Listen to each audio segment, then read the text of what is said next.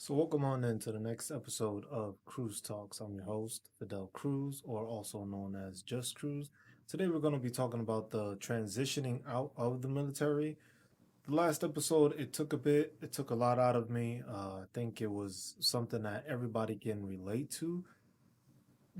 Mental health is a serious issue and it needs to be spoken about, and I'll continue to speak on it, and it's something you're going to keep on hearing throughout this podcast and throughout these videos and these shows that I continue to make.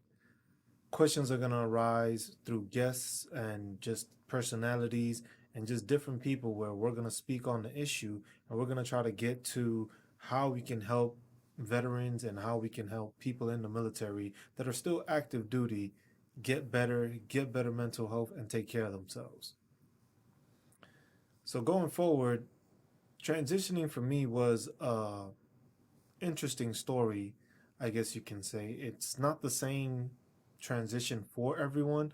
A lot of people go through different things, different situations. Some people are moving from overseas, in my case.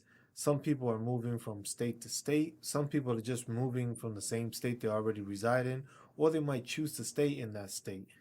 The functionality is different depending on who you talk to, where you are, what you know, what you don't know, and who you know. Transitioning out the military can be a hard decision and a hard, well, how can you say it? A hard decision. It's just basically a decision, I would say, because you don't know what you're going to do next.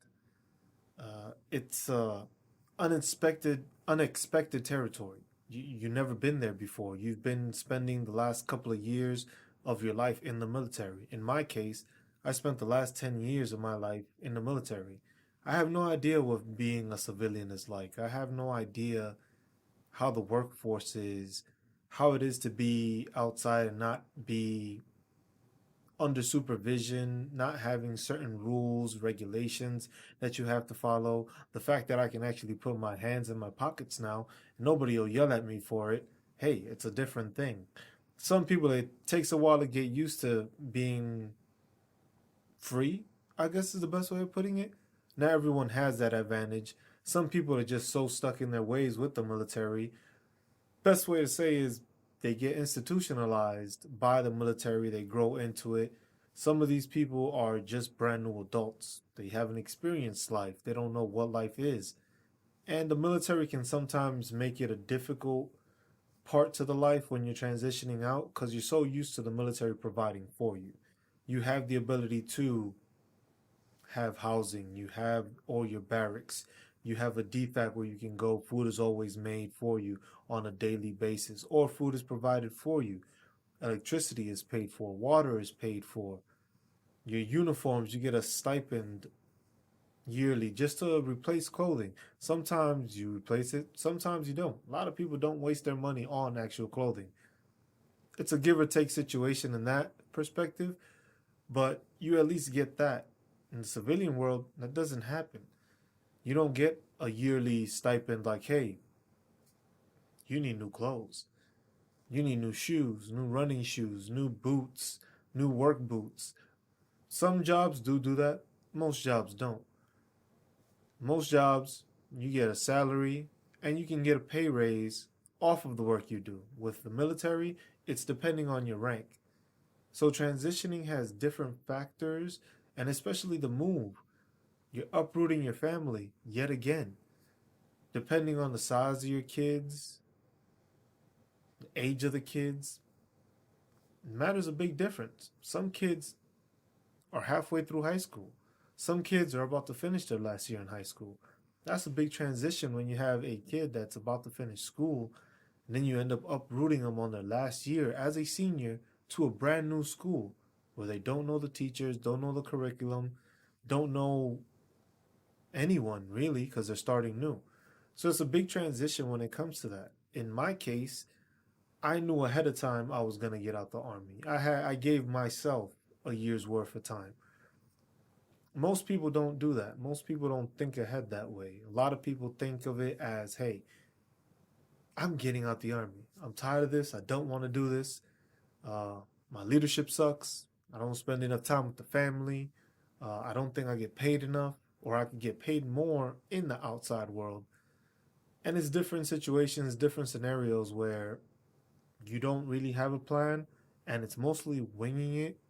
But sometimes you do have a plan and you do have steps that you take in order to proceed and have something set up for yourself and your family.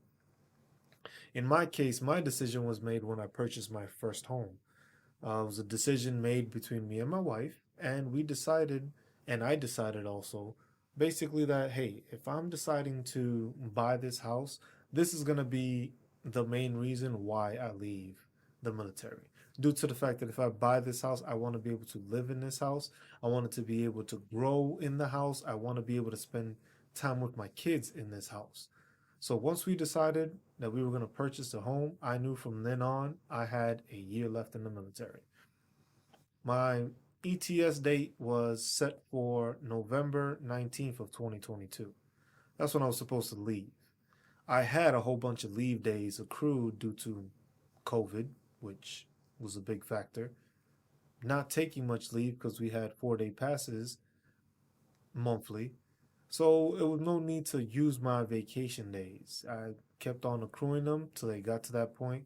So it allowed me to be able to transition out of the military in August of 2022, since I had so many days of vacation or leave, as we like to call it in the military. So it takes time to adjust, knowing that, hey, you're leaving almost 3 months ahead of time. So now that backtracks the time I have to prepare to transition out of the military. Now I only have 9 months. Most times you get the year mark or you get the 18th month mark, and that allows you to start the process, which is the Soldier for Life process, which is a mandated by Congress program which makes every soldier, when they are about to exit the military, they have to go through these classes. Now, are these classes the best? Unfortunately, not. Do they provide information? Yes. Is it all helpful? No. Does it prepare a person to be on the outside world? No. Most of the information is information as how you can get jobs, resume building, employment factors. So they do offer a lot of things, but some things they don't go in depth into. One thing being dealing with veteran affairs. That's one topic that we'll get into in a later episode where we'll talk about the issues ongoing where a lot of soldiers don't know what's going on. A lot of soldiers don't file a claim. It's an entitlement that they have. It's something that they earn through their time of service. And a lot of soldiers just don't know what's going on. There's many of soldiers, even from the Vietnam era, that don't know that how to file a correct claim. Or they didn't file a claim thinking, oh, I'm not going to get anything.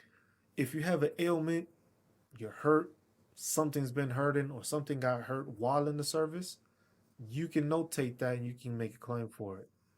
And that's one thing with the transitioning thing. I paid attention to that class a good amount, but it didn't provide you the information that you really needed. It gave you how to do it, but what were you supposed to file? Gave you the filing form, but what ailments? How do I put the ailments? Do I put them separately? Do I put them combined? Do I just say my back hurts? Or do I say my upper back hurts, my lower back hurts? Those are things that don't get explained. Another thing is you have the VA loan. They don't explain to you with the VA loan that you have multiple facets on how to reach purchasing your first home. There's many programs, many lenders. They go into it, but they don't give specifics. A lot of it is a generalization where I think certain specific experiences could help soldiers know and maybe ask better questions because they find out what's going on and how they have to go forward with it. But transitioning isn't for everyone. Some people get kicked out of the military, some people leave gracefully, some people retire. But at the same time, classes are done for you, but it's a planning process.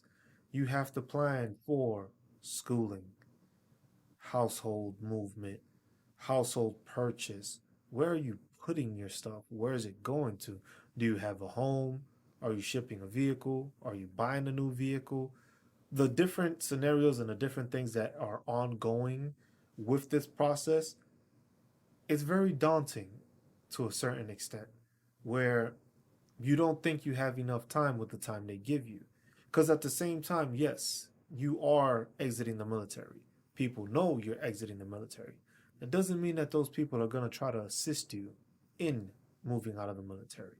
You still have your training exercises. You still have requirements that are due. You still have to do your physical fitness test. You still have to meet all these requirements while going to a firing range also within those 9 months, even though it's been noted that you are about to leave the military. So that cuts into your time even further. So let's say a person is in a training exercise that's a month long. Now you're down to 8 months. Got to keep in mind, people don't work on the weekends. Some do, but the people you're going to deal with that you need the signatures from, which is the civilians, the DOD civilians that work on post that need to get you those signatures, they only work Monday through Friday. And they have their certain schedule. So if you can't make it during that certain schedule, you're running into an issue also because you just can't make it. Now, what are you supposed to do? That's less days. So now, 8 months, you could cut it down to almost 7 months. So now you have 7 months to prepare. You don't get your official orders to clear, basically to start the process, to like about 6 months prior to the information. So you knew you were getting out a year ahead of time. You have classes you have to take. You still have all the training, all the exercises, all the requirements, and all the. You still have your job. You still don't have the paperwork to do anything till 6 months out. Then from 6 months out, that's when you really have to start planning. In my case, I knew I had my vacation time, so I knew I was ahead of the game because I had that much time, so I was leaving early. But that still leaves to planning because you still have to plan out when you're leaving, how you're going, who's going, what you're doing, what you're driving. And it's a different experience for depending on who you are, depending on your rank also. Because if you have some rank with you, you kind of have an easier go at it where if you need to make an appointment or you need to go to an appointment, you don't get bothered as much. But when it's a lower enlisted, sometimes they don't get afforded that same availability. So they may even get less time to prepare to make this transition out of the military.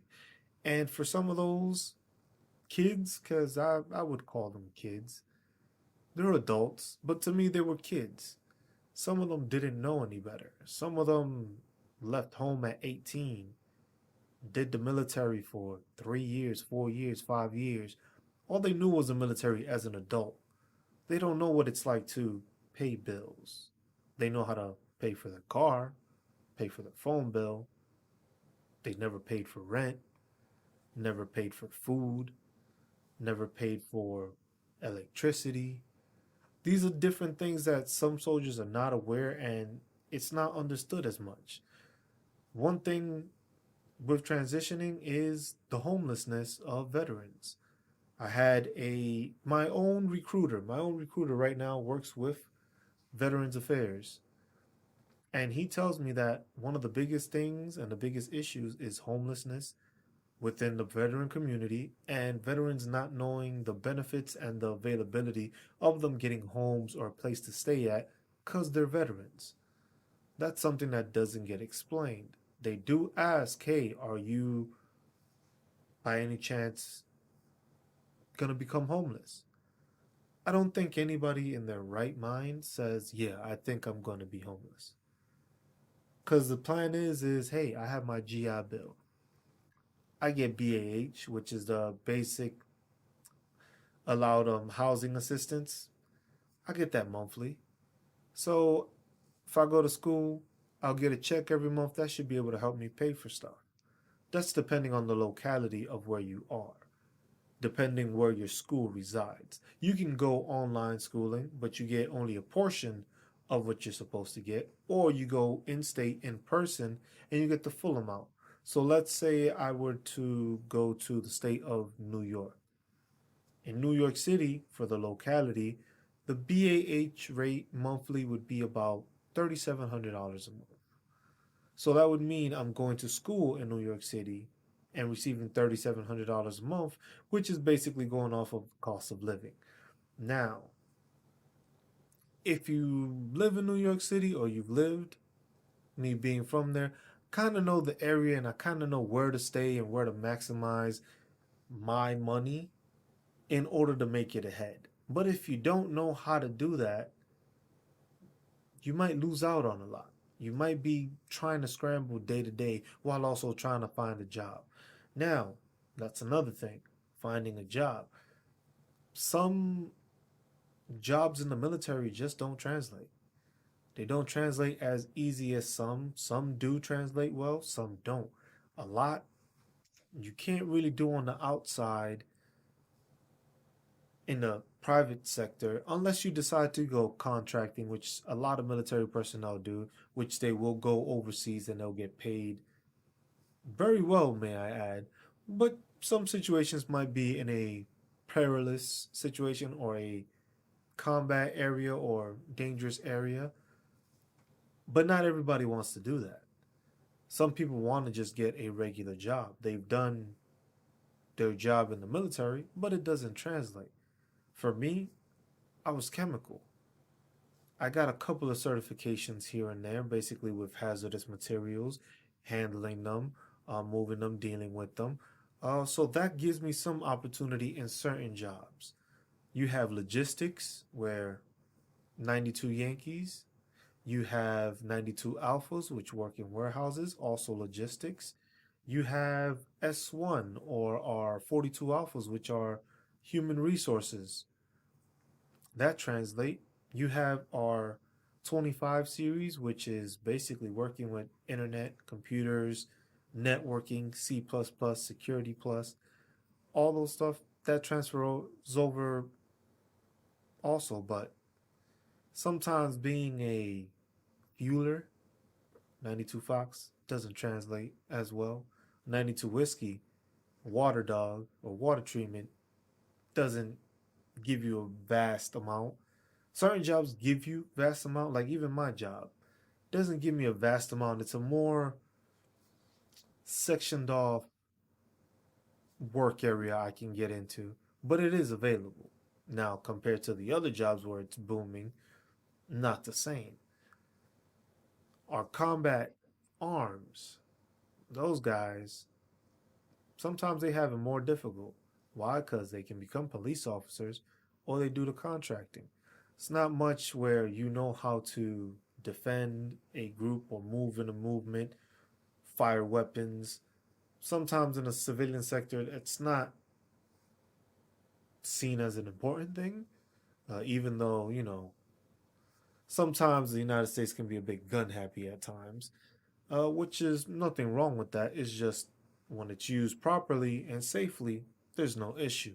When we have the issues of these shootings, murders, and stuff like that, that's when sometimes you have to look back and take a step back and look at it like we might need some sort of reform. But that's a whole nother topic. But like I said, transitioning out of the military for me, it took some time. I didn't have a vehicle, and I had a vehicle, didn't have the vehicle, lost the vehicle, got the vehicle impounded, vehicle got out of the impound, then I had to turn it back in because I couldn't. It was a whole mess. Let's just say I no longer have that vehicle. That was dealing with it in Germany. Because rules are different in Germany. You don't get the same stuff. So I transitioned out of the military from Germany. Germany hours are different. A lot of the civilians there were German. They did speak English, which wasn't an issue. It was just that the availability and the regulations, how they have them overseas, were slightly different than how you would deal for something in the States. So dealing with that vehicle ordeal, that alone took me some time where appointments weren't available. You were still dealing with the COVID situation. So with COVID, most stuff was like by appointment only. So before you would be able to sit, wait in the hallway. Bunch of people might be there an hour or two, but you can wait. You get a walk in, you get a spot, you walk in. It became an all appointment based facilitating. With that came issues. Appointments were stretched out for far. Some people got the vaccine, some didn't.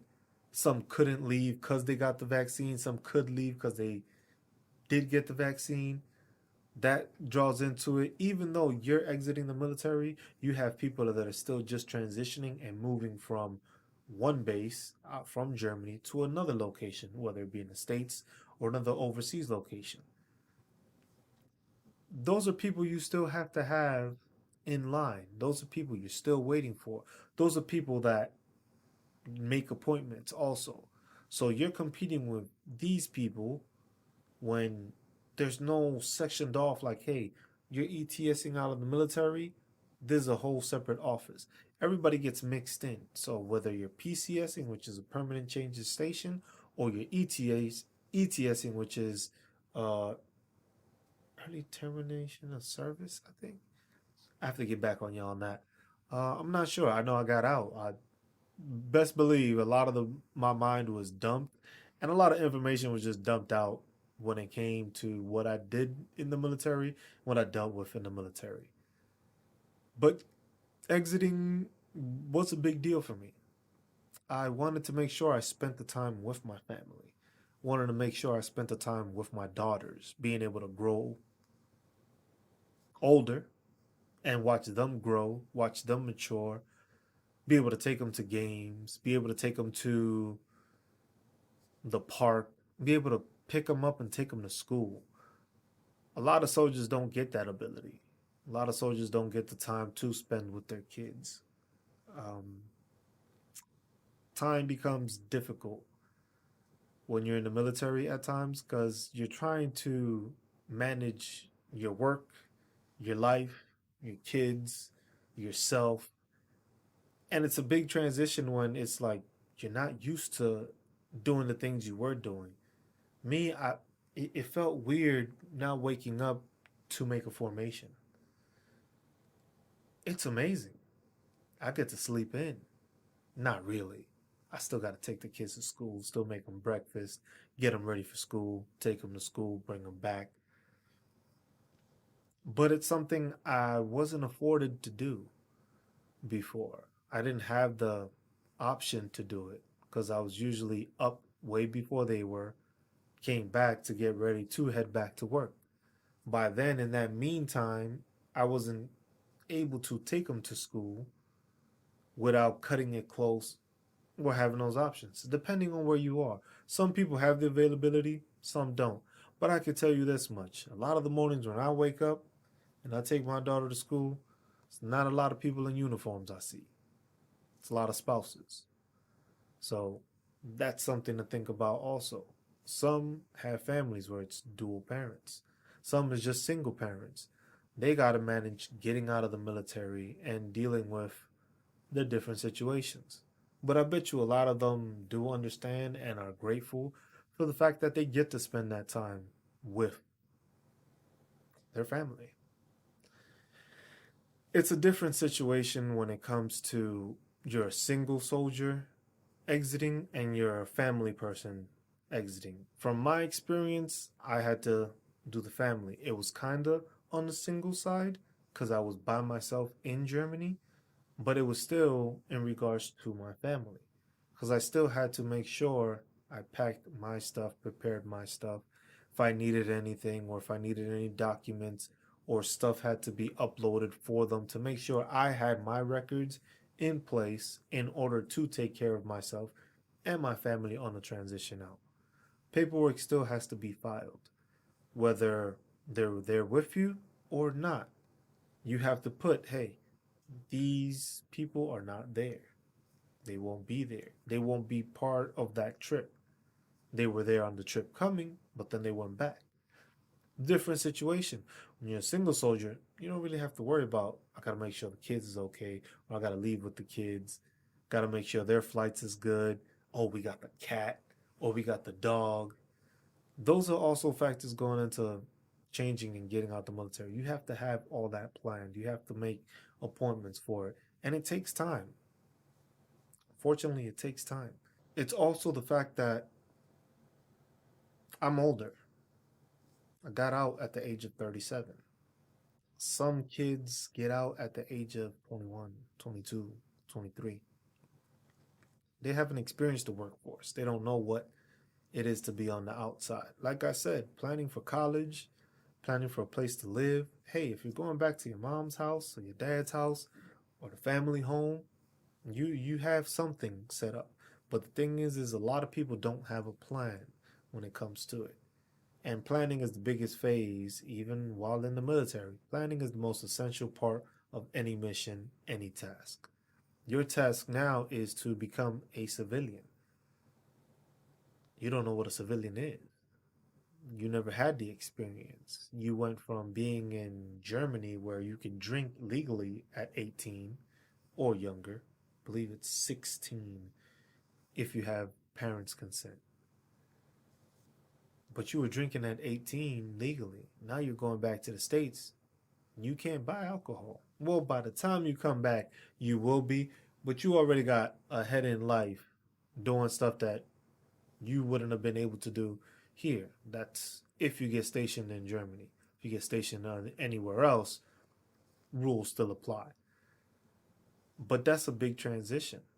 You went from driving here, there, where there's no speed limit, to now going back to driving in the States where there is a speed limit.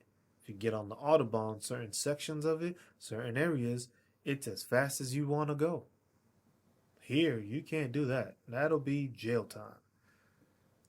And your car will probably be impounded also. That's something to think about. Kid won't know any better. He's like, hey, this guy's trying to race me. In Germany, you're on the Autobahn. They trying to race you. Most likely, one of those German cars is gonna fly right by you. Here in the States, it's probably gonna be a Mustang or a Camaro. Probably gonna be a soldier in it, trying to rev it up, and then they're gonna get stopped, get arrested, have a big issue at work.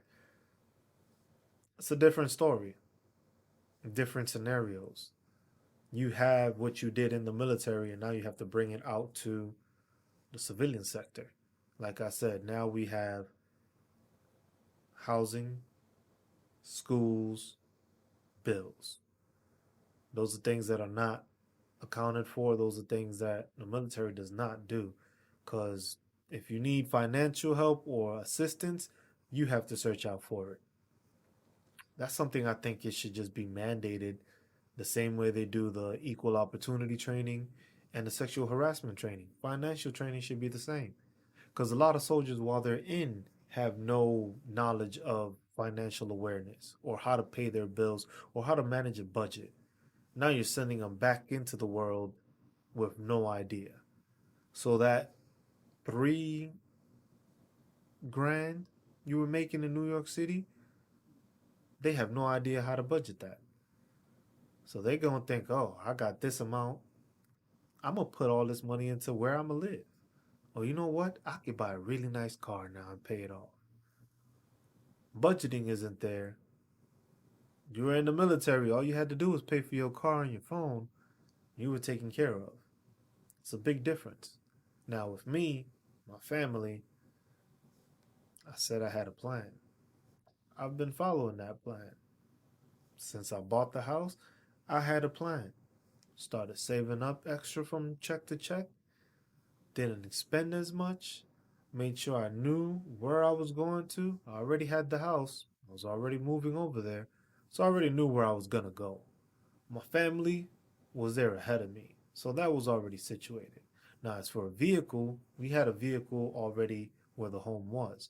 So I was just trying to make sure that that vehicle that I had in Germany was not on file anymore or wasn't on the record. So I just sold it off. But not everybody has that availability. Not everyone has that time. Because I had the time to be able to go and take care of that vehicle.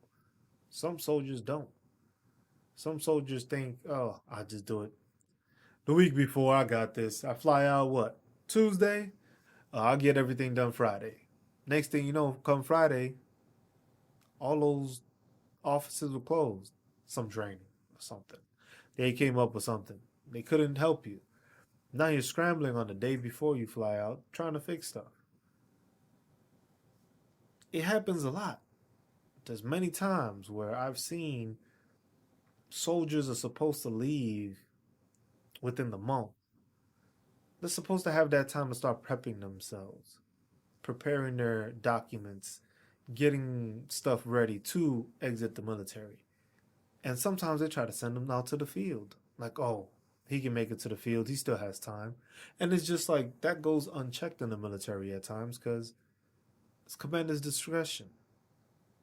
But I think that's bullshit. Because I really do think if they're afforded that time, they should get that time. Doesn't matter what their rank is. They did their time. Might not be as much as you did, but they did their time. If they want to exit the military, hey, it's not for everybody. Not everybody wants to do this. Not everybody wants to kiss ass. I didn't kiss ass. Some of y'all do. That was just directed at certain people. They know who they are. In the military, you have hard workers, you have shitbags, as the military calls them. You have those that ride the wave, and you have those that ride under the wave. Not all of them deserve the grace they get, and not all of them get the time that's needed. And that's something that needs to change because transitioning out of the military is a difficult situation. It's not as easy as it's proclaimed. And there's always that negative connotation that people want to give when you're exiting, like, oh, you're just weak. You can't deal with the military. We could do without you. Hey, have at it. But that doesn't mean that that person should not be afforded the time to take care of themselves and prepare themselves.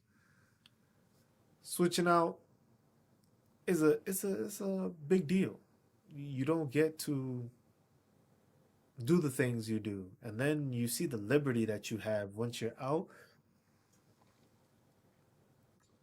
It's overwhelming in a good way because you don't know what to do. You're used to reporting here, reporting there, telling this person that, oh, I'm here, I'm heading over here, this, and that. You don't got to do any of that. And for some people, they just don't know how to deal with that. Let alone you have people that deal with mental health issues, which is something, like I said, will be brought up in topics. Everything in the military can be related into the mental health situation. Like I said, you have certain soldiers that have their head right, have no issues. But what about that depressed soldier? You already didn't afford him the amount of time needed to prepare himself to get out. Now he's depressed or anxious, dealing with stuff. He may be dealing with stuff at home and not prepared.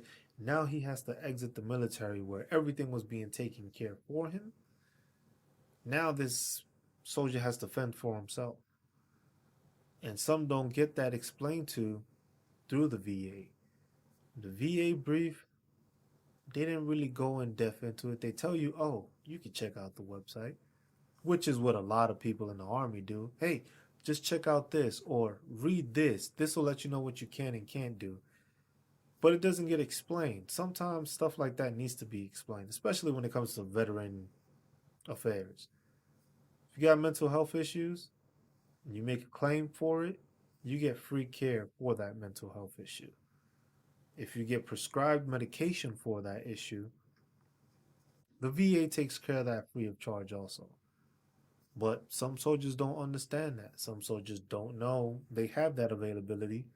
And some just don't think they need it without knowing that they do need it.